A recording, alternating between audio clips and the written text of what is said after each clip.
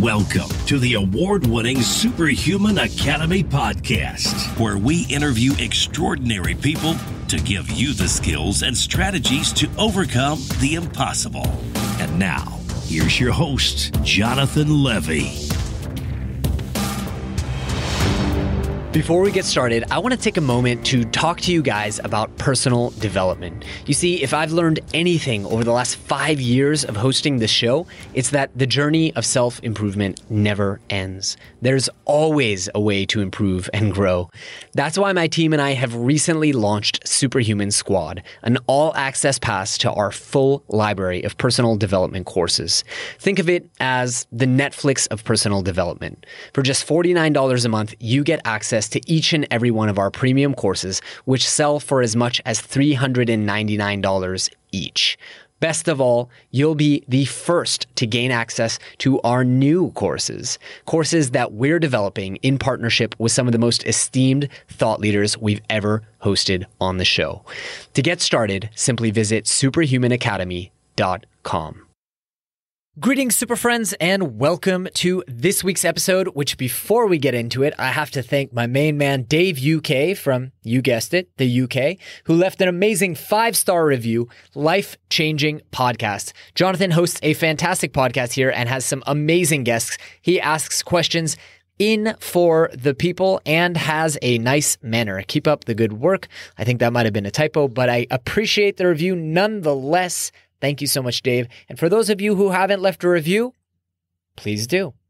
On to today's episode. You guys, today we are joined by Niraj Naik. He is a former pharmacist turned into certified holistic health and breathwork expert. He cured himself of ulcerative colitis and has therefore dedicated himself to helping others restore their health and improve their overall quality of life using holistic practices and lifestyle changes. He's also, by the way, a professional musician and has produced therapeutic music that is used in wellness centers and spas internationally. He's also the founder of SOMA Breath, the global breathwork movement, taking the world by storm. Now, I wanted to have Niraj on the show because breathwork is something that I have experimented with and had really interesting and positive results. Many of you know that I try to do Wim Hof method breathing every single morning, and I find that I'm a lot happier and healthier when I do. So I wanted to learn from someone who is really in this field, what are the other options out there for different types of breath work? How can I use my breath the way that most people use pills and medications to treat different ailments or feel certain ways? And I think this episode definitely delivers on that promise. I learned a lot about the different things that I can do to control my physiology using nothing but my breath. So, without any further ado, let me introduce to you Niraj Naik.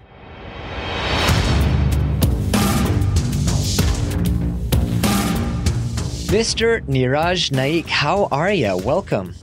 Fantastic. Really, really good to be here. Awesome. Well, I'm really excited to talk with you today. And the main reason, I'm excited to meet you as well. But one of the things I'm excited about that you're excited about is breath work. You, have been impacted by Wim Hof. He's one of the guests who perhaps has most impacted my life over the last 5 years that I've had on the show. Wow. And I'm so curious to see what else is out there with breath work and maybe learn a little bit more about how it works. So I'm really excited to chat with you. Yeah, that'd be fantastic. Actually, Wim's a good friend. I hosted some of his events, and I was the guy who was translating a bit of the science to make it a bit more understandable. Very cool. Wim's a pretty high vibe guy, and he, English isn't even his first language, so we made a good team. Totally. And he speaks like 7 languages, and he's just super intense in all of them. Yeah, exactly. So Niraj, tell me a bit about your background, because as you touched upon, you have a background in medicine. Tell me a bit about your journey. Yeah, so I used to be a community pharmacist. So several years ago, I worked in the UK healthcare system as a pharmacist. I was like pretty much a glorified peddler of pills for the big pharma. And that's where I really got a taste of my own medicine. And I got super depressed, super disillusioned with the whole system.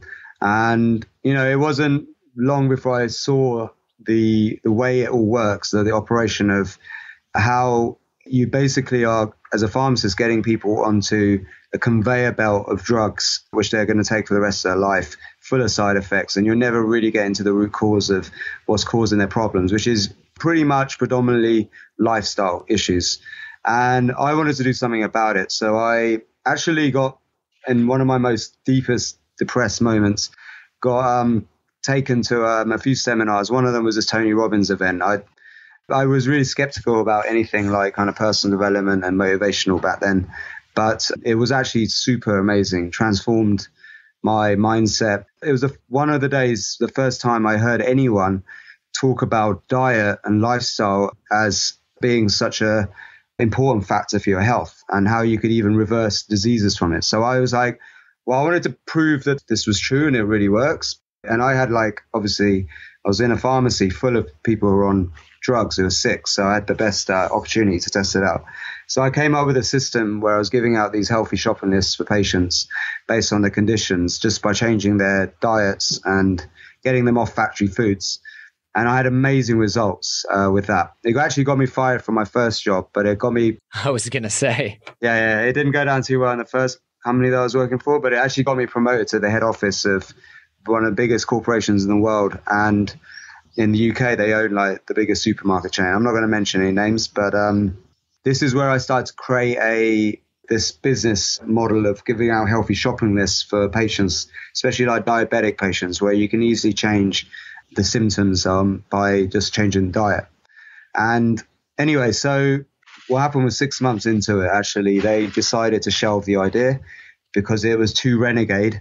That's where I got known as the renegade pharmacist. And I got so disillusioned with the whole industry. I just couldn't believe that. And then actually working in a corporate head office, I just saw how disconnected people were from just being human. They were so robotized. And I just was just really depressed. And at that point, boom, I got hit with the first symptoms of ulcerative colitis, which is this autoimmune condition. You get ulcers in your colon. And, I in recent times realized that this is fear manifest and your immune system attacking itself. And basically the fear was overwhelming of what is going on in this world? Is there really a hope for this planet and humanity? And I just lost my spiritual connection. And I was literally then from that point housebound for a year, shedding blood 40 times a day. And they say that God stands for gift of desperation. And this was literally the moment of being absolutely desperate, because I was told by the doctor that there's no impact of diet or stress on your health and what caused your problem, and that you have to take pills or you're going to have your colon removed, because that's literally the only things that's proven to help. So I was really desperate. Then luckily came to the rescue now a very dear friend of our family, Swami Amkananda, who taught me the foundations of pranayama, yoga, meditation, and Ayurveda. And she basically said to me that, you've got a gift. If you can cure yourself now from this horrible condition, you'll be an amazing role model to others. And you'll have proof that firsthand that this thing actually, these things work. And this is the path of the shaman. This is what the shamans go through. They go quite often, they became shamans or healers or transformers, whatever you want to call it, by going through the stress themselves, by going through the experience of being extremely sick or extremely in a challenging situation. So that was my shaman training. And literally within a few months, I was cured. I was back to full health. And I discovered the power of music at influencing your physiology and your physiological state, and combining this with breathing techniques. And that created my first business online. I had an online business where I was creating music for therapy, and we combined with breathing techniques, because the pranayama was one of the most powerful things for me. Pranayama is basically the ancient school of breathing techniques from India, and it's the foundation of where the kind of yoga stems from and all these techniques come from, And I made a pact at this point, was I'm going to do whatever I can to get real scientific evidence and proof, and just commit my whole life to spreading this knowledge in the best way I can possible. And it's taken on this incredible journey over the last few years. I've I've worked with people like Wim Hof. I made the soundtrack to the Wim Hof method. We formed like a band together, and I went deeper into Tantra and Pranayama, and I lived in this beautiful tropical island in Koh Phangan in Thailand for several years, run these big conscious music festivals and yoga festivals, and I'm now like a Mind Valley author, and quite a lot of like even Hay House have like published one of my albums, and so it's been this crazy journey just from going deep and figuring out what is it that really works. What's the simplest way to change your physiology to get healthy? It's just taking me on this incredible journey. I mean, there's so much I could talk about, but that's in a nutshell, a little glimpse of like the crazy magic that's been happening. Yeah. Incredible. So as I mentioned, I want to go deeper into this idea of breath, because I think for people who haven't experienced what you can do with your breath with something like Wim Hof method, I don't think they get it. And the best way that I describe it to people is it has as powerful and palpable an effect on your physiology as a drug, but it's not a drug. I mean, you can get high, you can get tired, you can do incredible things. So I want to ask you, as a man of science, what's the deal? Like, how do you explain what's going on in the body? And then I want to also, after we get a foundation for that, just to kind of give you a heads up, I want you to lay the landscape of what are the different types of breath work and how do they work? So yeah, absolutely great question. I've literally dedicated my life to getting the science and getting a pharmacy of techniques that help people to get to optimum states of wellness. And actually, we've created a school around this called SOMA Breath, where we have over 180 instructors around the world now, and it's amazing. We're training people exactly in the science and the right application of therapeutic uses of breathing practices, because it all actually comes from the origin root of where these breathing practices come from, which is pranayama, which comes from ancient India. And I'll give you a little bit of a background and history to where it comes from. So thousands and thousands of years ago, there was this legend of Soma, okay? And in the Vedic literatures, which were actually poems and songs where they were orally passed down, there was a time in the golden age where you can imagine people lived in abundance with nature. They lived in harmony with the surroundings and the environment. They lived for much longer periods of time, and they all reveled in psychedelics. And the catch-all name for psychedelics was like Soma. Okay, so nobody exactly knows if it was just one plant or a combination or several plants that gave people optimum, like peak experiences where they were able to connect with the divine and go into the spirit world and download knowledge and information to help create the first civilizations. And it took people in these ecstatic states of bliss. Now, what happened was people were actually kind of hooked on the Soma for their bliss. That's what they were using. And as people migrated around the world, and also as civilization expanded, the priests, the Brahmin priests, they started to control with the royalty who would get the Soma. So in the end, what happened was there were these renegade yogis who emerged who taught people how to create the Soma within. And it was also a way for us to not to be so dependent on external substances for happiness. Mm-hmm. Now, if you fast forward to now, it's like we're surrounded by Soma again in various forms, electronic, pharmaceutical, even psychedelics. There's a lot of people get lost in the world of psychedelics. And drug addiction is a serious problem, or substance addiction, or stuff addiction. I call it stuff addiction, where people are just addicted to stuff.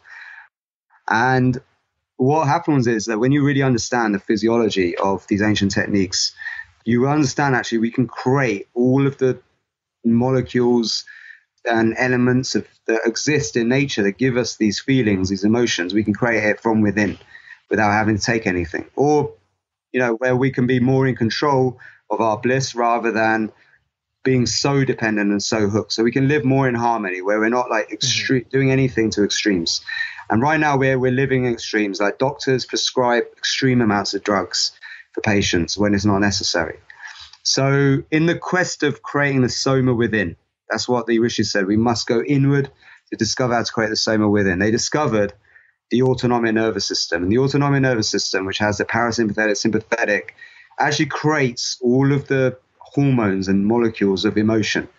And these molecules and emotional creating substances that we produce naturally are actually things that we can control consciously through our breath. Because the one thing that runs on autopilot, okay, that we can also consciously control is our breath. And so with that knowledge, we know that actually using the breath is almost like a code for our inner technology. So I like to say IT is inner technology. And it's the code. The breath is the code. So through different breathing rhythms and different rates of breathing and changing the rate of oxygen and carbon dioxide coming in, because actually the thing that actually influences the physiology the most is oxygen carbon dioxide ratios. And actually the only thing that can change the pH of your blood dramatically and quickly is your oxygen carbon dioxide ratio. It's not your acid alkaline balanced diet stuff. That's totally a myth and not truth, not whole truths anyway. But the breath is the one thing. So using that, we can actually change our chemistry pretty fast. All right. So that's a little bit of the history of how pranayama came about. And it actually starts with Tantra. Then pranayama is one of the branches of Tantra yoga, which was a technique, a method for influence your physiology. And in pranayama, you imagine it's like a library of breathing techniques for activating your inner pharmacy. So you can make those drugs from within. So let's just focus on the breathing part now. So when you breathe in oxygen. When you breathe out carbon dioxide. So when you breathe in as well, you actually stimulate your sympathetic nervous system. When you breathe out, you stimulate your parasympathetic nervous system. Okay? So when you breathe in a perfect rhythm, you actually stimulate the sympathetic and parasympathetic at the same rate. And you create this state known as coherence, which actually creates this optimum blood flow between your heart and your brain, and it harmonizes all of the functions of your body, because all the functions of your body are actually based on rhythms, biorhythms. Your circadian rhythm, infradian rhythm, the ultradian rhythm are all functions and rhythms that exist in your body that deal with your energy production, hormonal production, metabolism, and digestive system, and sleep-wake cycles. They're the most important things that you should have in balance. Otherwise you get sick, you get disease. And with the rhythm of your breath, because all of these functions are subservient to it, you can actually bring everything into harmony.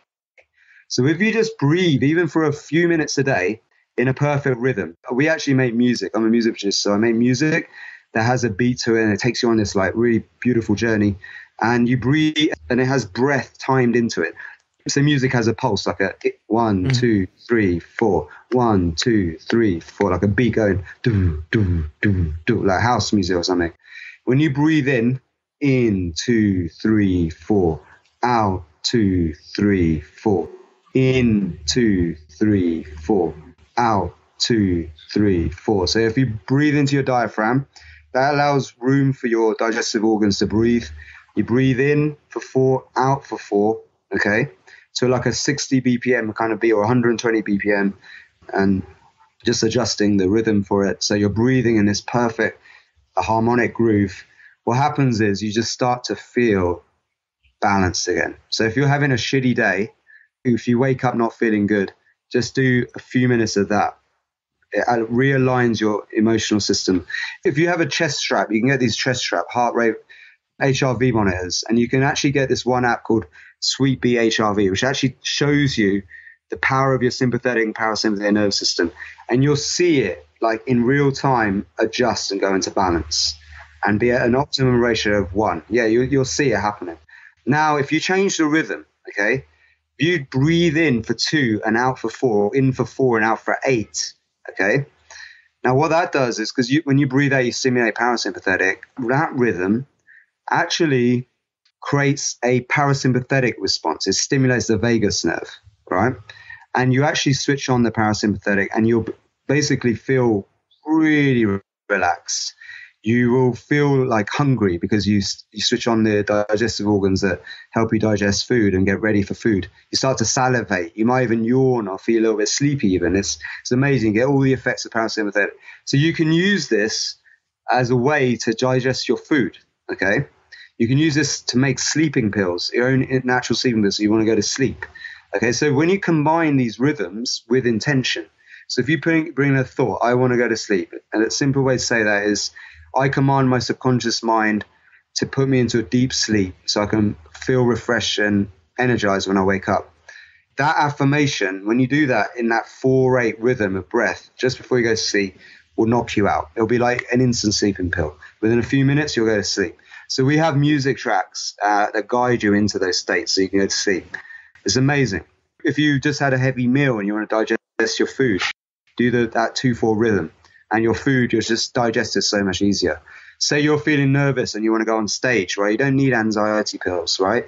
Just do that 4-8 rhythm, right? And you'll get calm. You'll be in the flow when you're on stage, all right? And simply even just making a tone like, oh, when you breathe out, say chant Om's actually 3 syllables, ah, oo, because you're extending your exhalation and you're making that vibration, that vibration, actually, the 3 syllables, ah, oo, and ah deals with your digestive organs, oo deals with your preserving organs like your heart and your thymus gland, your immune system, and the humming actually vibrates with your midbrain, where your third eye is, pituitary gland, activates the consciousness creating hormones that also control all the other hormones, the master hormones. So the rishis knew somehow that through vibration and breath and sound and tones, we can actually activate the hormones in the body. So this deals with the parasympathetic nervous system, these like extended exhalations and tones. And actually, that's what the drug companies love to work on. They work on a lot on the parasympathetic. And for many, many years, like 20, 30 years, maybe even longer, when science started to look into all of the autonomic nervous system and understand it, we were educated into thinking that we have no control over it, okay, which is absolute bullshit, right? So around 30 years ago, I think it was Swami Rama who went from India to America, from the Himalayas, and he went under scientific investigation. He baffled scientists because he was able to stop his heart rate for like 12 seconds. He was able to change the body temperature from one side of his hand up by degrees and the other side down by several degrees. And he had complete mastery over his physiology. But, it got covered up. Nobody really, you can look it all up. There's all the studies are out there, but it got covered up. And then like in more recent times, like Wim Hof, obviously, he showed. But if you go to like the Kumbh Mela in India, like where all these rishis come, all these yogis come from the Himalayas and celebrate like life together, you'll see so many incredible displays of mind over body. There's so many people doing this stuff over there, these super yogis.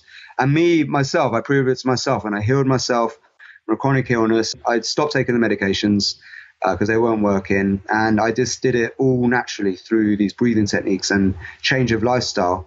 And I was able to tap into my physiology. I could feel the stress melting away just by extending the exhalation. And here's the thing. For a lot of doctors, it's too simple. They want complicated stuff. They want PhDs written on this stuff, but actually it's really simple. Like to heal yourself is just about getting back into your body and connecting. And we all instinctively do things to calm us down. We sigh, we make like yawns, and we do things that actually bring us into a calm state. We do it from a young age.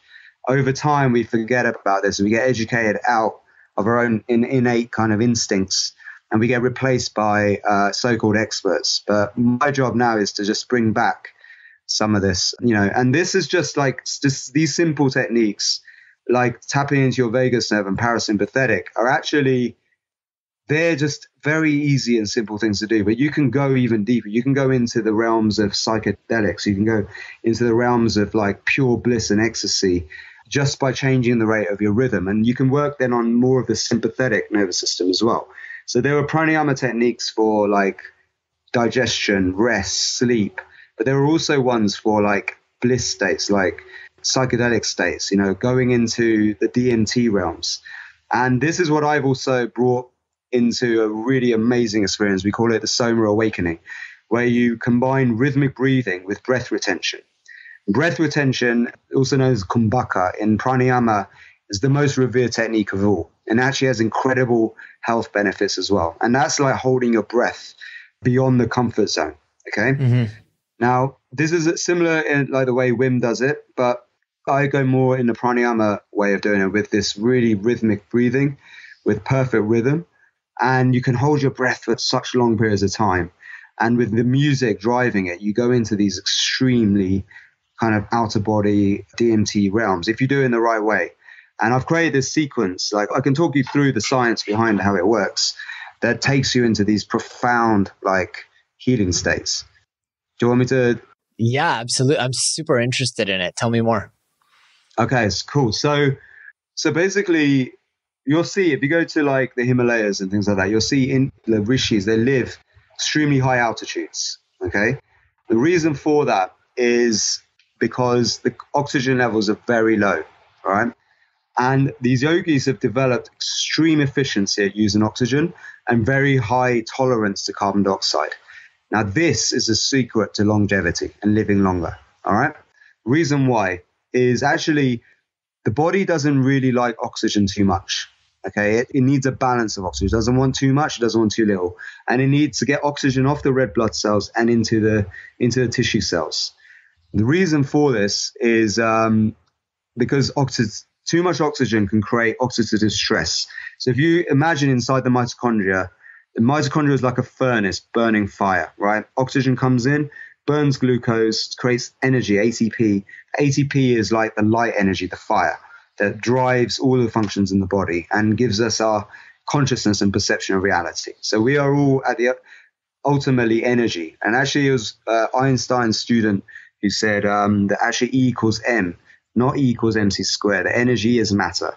And this A-duality is also what's been talked about in the Upanishads at great lengths. And a lot of quantum scientists say the Upanishads, where a lot of this stuff comes from, was the greatest work on quantum sciences. They already existed thousands of years ago. So in there, the idea is that through the modulation of energy, we can control our reality, our life, we can create magic, we can manifest, we can do all this stuff. And it all comes down to like having a control over the prana, the energy that's produced in the body. So this is why we talked a little bit about the breathing rates of extended exhalations. But now to get into those deep flow states where you just feel unstoppable all the time and to be really healthy and to safeguard your health, you want to become really efficient and use oxygen. And this is where certain techniques like Kumbhaka come in. All right. And the way you're meant to do yoga is really important here as well. So in the Himalayas, in certain areas, this knowledge got really preserved, this Kumbhaka techniques. And what happens is when you hold your breath, you press pause on life for a moment. Okay, so firstly, that's like a meditation in itself, holding your breath with no air in the lungs and you totally relax your body. That in itself is like a meditation, all right? When you hold your breath beyond the comfort zone, you bring the oxygen levels down and you create this state called intermittent hypoxia, all right? And that's like a brief period of lower than normal oxygen. This triggers this cascade of hormonal adaptive responses in the body to having lower oxygen. You produce more red blood cells. You get better vascularization around your body, all right, of blood flow and capillaries around your body, and especially in your brain. And actually, when you hold your breath for long enough and you do this regularly, okay, not like all day long, but I'm saying just with the right dose each day, okay, and we teach you how to do this and build up to it, you actually bring even more enhanced blood flow to the brain than ever before. And you can actually wake up dormant parts of the brain. And you can have these incredible moments of clarity. You can actually develop new skills, and you can use like the principles of neurogenesis to actually use intention in these states, these deep meditative states where you're bringing the oxygen down, you're increasing blood flow dramatically to actually stimulate the growth brain cells in the areas that you want. So if you want to become a better speaker, if you want to have more confidence, if you want to learn new talents, if you want to manifest things and bring them into your life, like weird magic can happen without sounding too woo-woo through this techniques of actually changing the brain. If you look into a lot of the Tibetan like tantric like literature, and what they talked about was that if you want to change your reality, you've got to change your brain. You've got to change the neuro synapses. And the yogis knew that we are the net result of a lot of programming that's happened. And majority of that programming happens 0 to 7 years of your life, like when you're in the womb and when you're born for the first 7 years. So using these techniques, we can actually remove things from the past, like things that have blocked us. We can actually, this is one of the phenomenon of holotropic breathwork, rebirthing, things like that, where you do a lot of rhythmic breathing for long periods of time, and it kind of like changes your state, and it helps you like release like negative imprints from the past and imprint it with positive ones. But I found there's some issues with that, but that's a whole nother subject in itself. And so with SOMA, the technique I'm talking to you about now, I believe I've created an amazing system to change the chemistry of your brain, to change the state in your body, but also help you reprogram, rewire, and re-imprint with positive imprints the past. So hypnotherapists use this phenomenon of regression, taking people into the past and reprogramming, so that you basically become a different person. You lose those habits or phobias and things that have held you back, right? And even like diseases, you could say, stem from this early life imprinting, because of the trauma. Early life trauma can actually lead to like autoimmune conditions later on in life, as it did for me. And all of this can unravel during these like long meditative experiences. But okay, so let's just go back to Kumbhaka. So when you hold your breath for a long enough period, you bring the oxygen down. And also another phenomenon can happen. If you do this in the right sequence over the right period of time, you can build up where you keep progressively holding your breath for longer and longer. And you can bring the oxygen levels really, really low down. Now, here's one of the phenomena. So they've shown now in certain studies in animals that, and it's really hard to show in humans, but you can see the benefits of what's happening. But the fact is that stem cells, okay, which hide in the bone marrow, they hate oxygen. They love hypoxic, low oxygen environments. So when you can hold your breath long enough and bring the oxygen levels down long enough, you can actually wake up the stem cells out from the bone marrow and other areas called niches in the body where there's low oxygen, and you can bring them out, and the stem cells can go into areas where healing, regeneration, they have an innate intelligence, go to areas where restoration, rejuvenation, and inflammation needs to be lowered. It's amazing stuff. So I actually believe the yogis up like thousands of years hacked longevity and anti-aging by tapping into this power of Kumbhaka, because it has so many dramatic benefits. So firstly, it makes you more efficient using oxygen, creates a positive stress response so you can adapt to having less oxygen, improves your threshold to intolerance to carbon dioxide.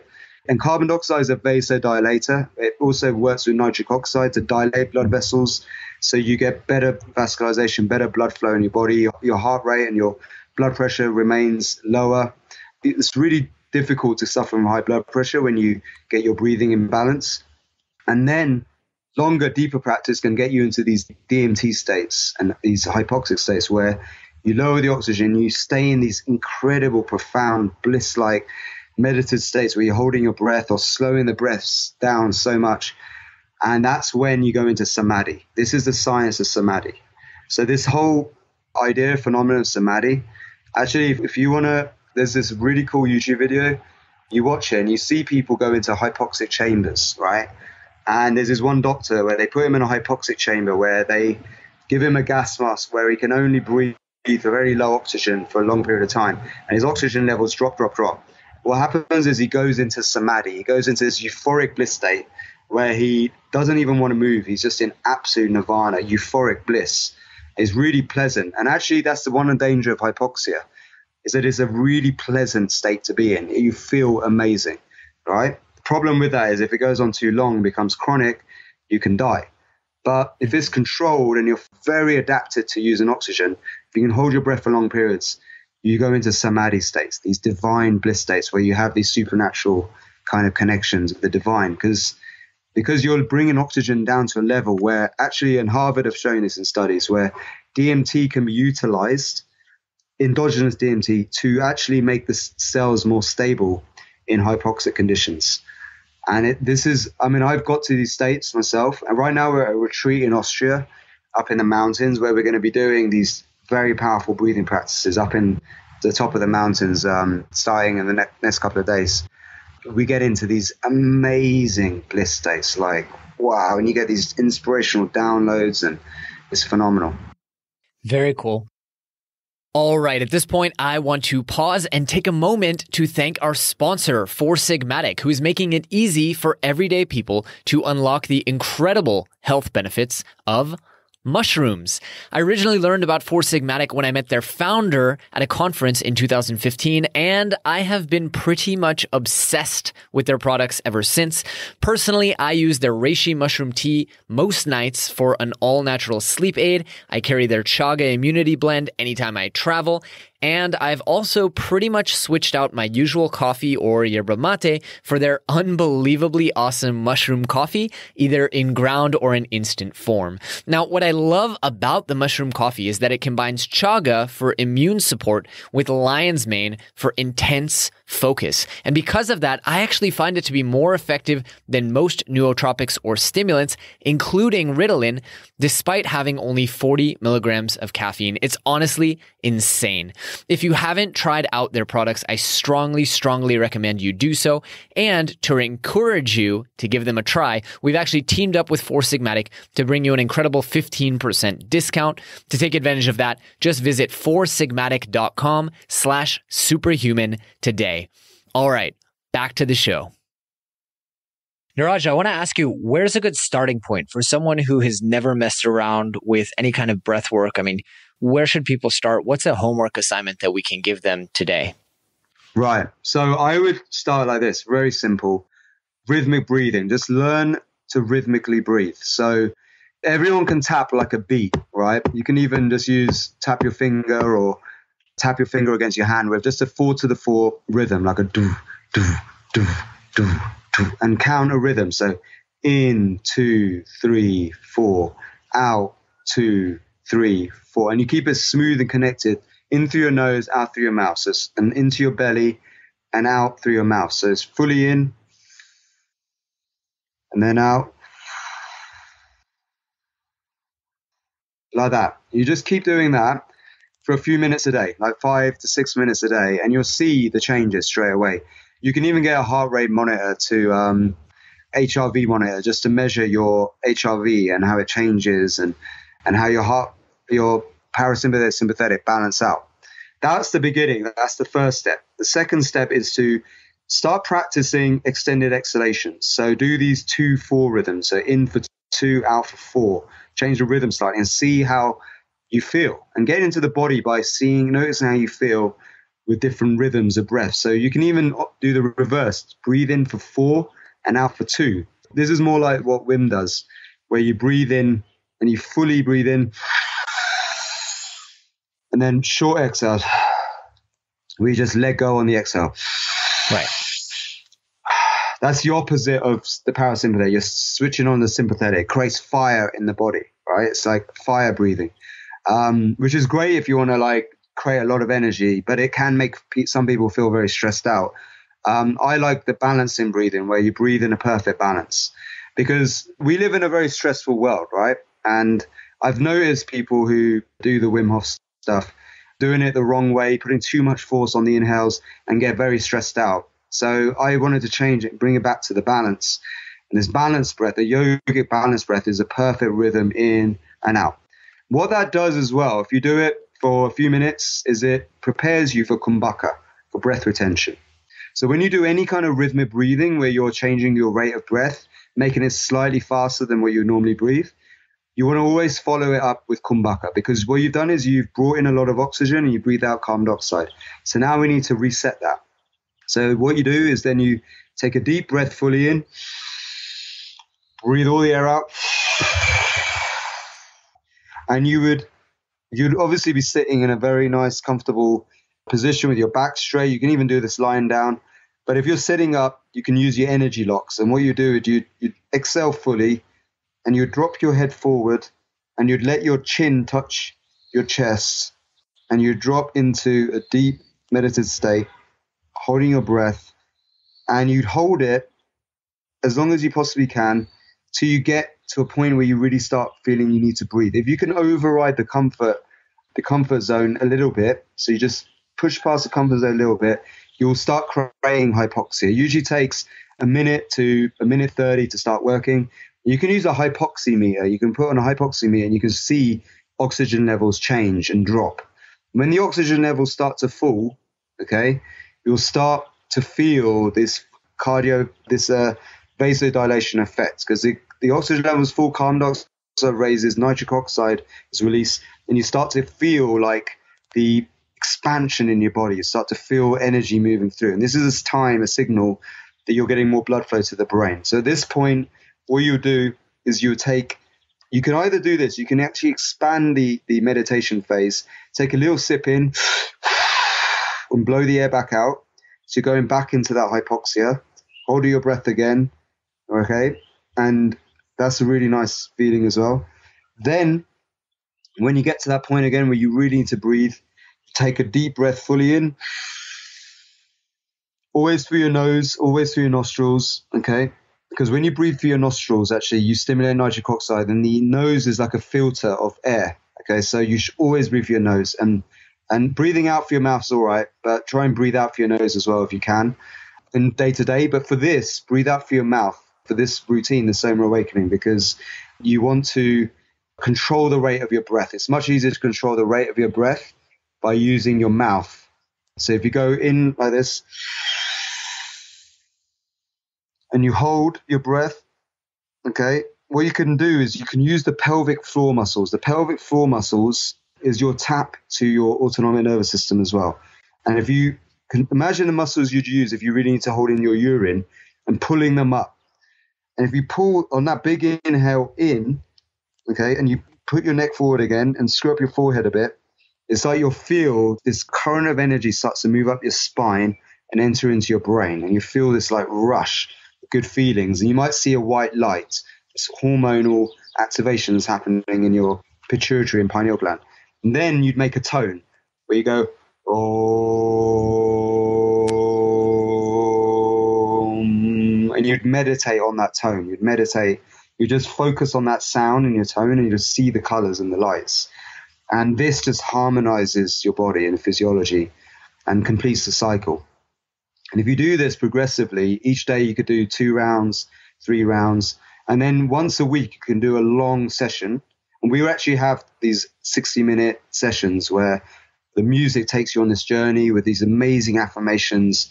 You can actually start to re-imprint, reprogram yourself with exactly the kind of visions of what you want to call in. It's the most powerful meditation experience and self-hypnotic experience I've ever experienced. And it's just a combination of the ancient principles with like some modern technology with music and sound. And it's a very dynamic meditative experience. And it's also therapeutic, physically therapeutic as well. You know, I also want to ask you, because you mentioned the kind of 4-7-8 breath pattern, and I've read about 4-8. And last time 4-8, right? Okay, Just so this 4-8. is different than the one that Andrew Weil talks about, the 4-7-8.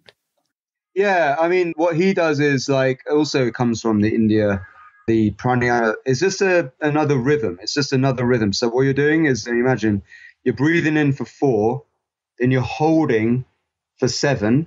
Okay, So you're holding your breath in, and then you're exhaling for 8. So you're slowing the exhalation time down even more. So what is, again, it's another extended exhalation. It's really good for just calming the nervous system down. I've never been able to get it to really work for me, though. He says like the more you do it, the more it works, but I've never been able to get like a really pronounced effect from it like I have from something like Wim Hof method.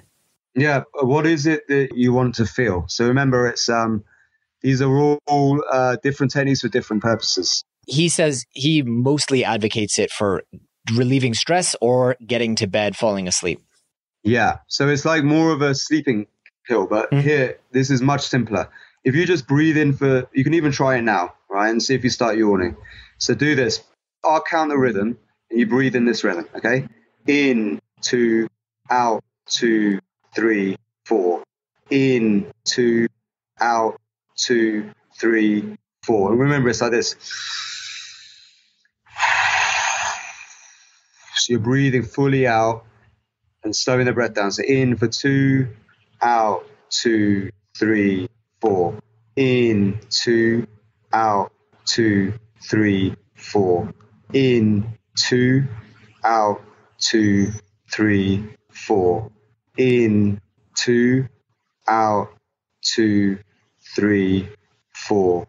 In, 2, out, 2, 3, 4. In, 2, out, 2, 3, 4. In, there you go. Do you feel something? Little bit. So the idea is, I mean, you're not rushing to breathe in the same amount. The idea is you're exhaling more than you're inhaling, or just slower. You're just inhaling. It's not about the depth. So you're just breathing in for 2, like, and then out, 3, 4, gently. But there should be no pause between your inhale and your exhale. So it's a complete smooth cycle. Got it. I think where I've gone wrong is I've tried to match the depth. So I'm breathing in for 2, but that means it's more breath and it's faster inhalations. Yeah. So slower inhale and more extended exhale. Awesome. I will experiment. Experiment with that. And in a few minutes, if you have a heart rate monitor, you can see it happening. You will start to even salivate and maybe start to yawn and feel sleepy. So awesome. We have a secret. I'll send you a track where you just do that and it's like a 2/4 rhythm. And you'll be feeling super chill after that. I love it. I love it. Well, awesome. Niraj, we've just about come up on time here. I do want to ask, where can people reach out and learn more about you and check out all the stuff that you're doing? Yeah, great. So we actually have this online school. I gave a lot of background here, and we go a lot deeper and explain everything in a much more structured way on the science of getting into these samadhi states, these bliss states, but through learning how to influence your autonomic nervous system through pranayama and yoga, meditation techniques. And it prepares you for this one experience called the SOMA Awakening, which I just explained, which gets you into these DMT, otherworldly experiences where you can actually reprogram the past and call in the future that you really want. And it's also therapeutically beautiful because it makes you more efficient using oxygen. It helps you become tolerant of carbon dioxide and lowers your oxidative stress in your body. And you just feel amazing. But that's at somabreath.com. We also have instructor training. So these journeys, if you see it, like I just did one at the Mind Valley event, with 200 people, these profound journeys with these fat sound system, these beautiful music driving you through it. And as an instructor, you lead people into these incredible, profound, psychological states, these heightened states of emotion and feeling. And this is these guided journeys. These are going to change the world. These are amazing. So we have instructor training for that. We have therapeutic breathwork course as well, and it's all on SOMA Breath. And you can actually, if you go to somabreath.com/awaken, you can actually sign up for the webinar where I go through all of this. I show you how to use the technology. I show you how to tap into your autonomic nervous system, how to raise your heart rate at will, how to lower your heart rate, slow it right down. All on this webinar, and you get an experience for 30 minutes of this actual powerful SOMA Awakening experience. And and then we have retreats around the world. We have now instructors all over the world, so there's instructors doing them at yoga centers around the world. And I can't wait to see more people doing this and getting back into their bodies. Fantastic. I love it. Niraj, I want to thank you so much for coming on the show. Before I let you go, though, I want to ask, if people take away one big message from this episode and they carry it with them for the rest of their lives, what would you hope for that to be? Fantastic. So one of my big missions right now is to create community. I've been living in a conscious community in Koh Phangan in Thailand for several years on and off. And now I want to bring that kind of energy to the rest of the world. And we're already building that through our instructor network. But the principles of what SOMA is about community, about oneness, about one body. In Greek, actually, SOMA means body, and the fact that we're all connected, and that the first 2 letters of the word wellness is we-ness. We-ness, being we, is wellness, and first letter of the word illness is I. So the more I we are, the more ego we are, the more we just are selfish and think about ourselves and not others, the more ill we get. And it's just easy. I've seen this in the pharmacy. You can see it from personality types. And the more community-driven people, the more social people, the more people who like to integrate and give back, they live longer. You can see this with the blue zones around the world. The people who live longer live in community. So I want to spread that message. And the other thing is that if you're waking up every day, you got to and you're answering this question like this, I recommend everyone ask themselves this question. Are you waking up every day feeling like you have to do what you've got to do that day to survive, and you're doing it because you're just doing it to make ends meet? Or are you waking up feeling absolutely enthusiastic to do a hard day's work? Now, what we do with SOMA is actually give people that answer where they're waking up absolutely enthusiastic to do what they really want to do each day. And if they're not there yet, if they're not able to do it, it's to make peace with their situation. So they see the situation that they've got right now as a blessing, as a gift, just as I did when I was in the worst state of my life, shitting blood 40 times a day. And I had to make peace and see this in a different way. And the change in perception is what I'm trying to create with the world and SOMA right now, is to make people connect again and to see people as family. And that's what I feel like I'm here to do on this planet. Awesome. Niraj, thanks for coming on the show. It was a pleasure. No, it's an absolute blessing. Thank you so much. Thanks for tuning in to the award-winning Superhuman Academy podcast.